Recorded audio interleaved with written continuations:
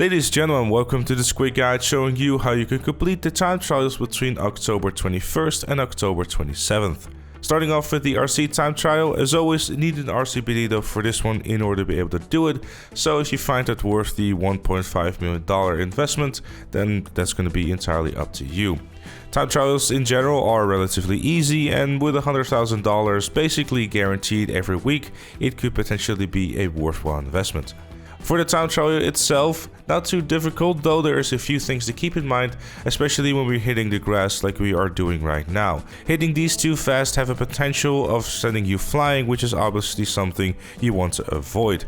When it comes to the checkpoints in this one, you don't have to take them too serious, and you don't have to hit them precisely either, considering the fact that the checkpoints are quite generous, so you don't have to be pinpoint accurate.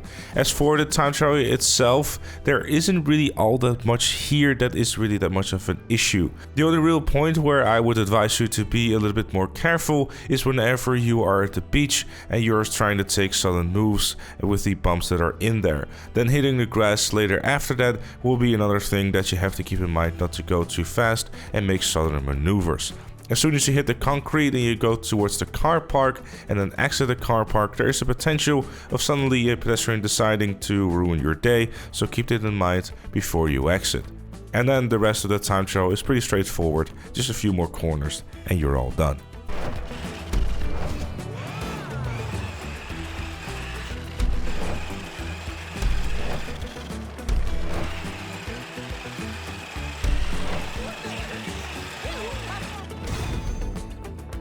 Moving on to the regular time trial. For this one, as always, we're using a Beta 801 fully upgraded, so we can just pop wheelies and make our way to victory. Unfortunately, the downside of this time trial is that wheelies are going to be a little bit far and in between, so using a Shatoro would be the preferred option here, considering that it is great off-road as well as you being able to lean forward. As for the time trial itself, whenever you see the possibility of a straight line, make sure to start wheeling so you can squeeze out as much speed out of the Beta 801 as possible, but when you have corners like we just passed, try to slow down a little bit so you don't overshoot it.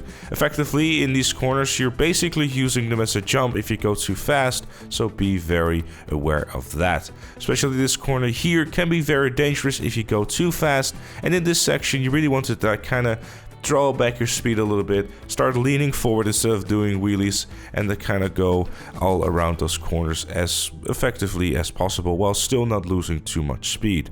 If you're trying to wonder why I'm recommending the Shatoro over the Beta 801, that is exactly why. And as an example, I'm also showing off the Shatoro so you can kind of see how much easier it actually is.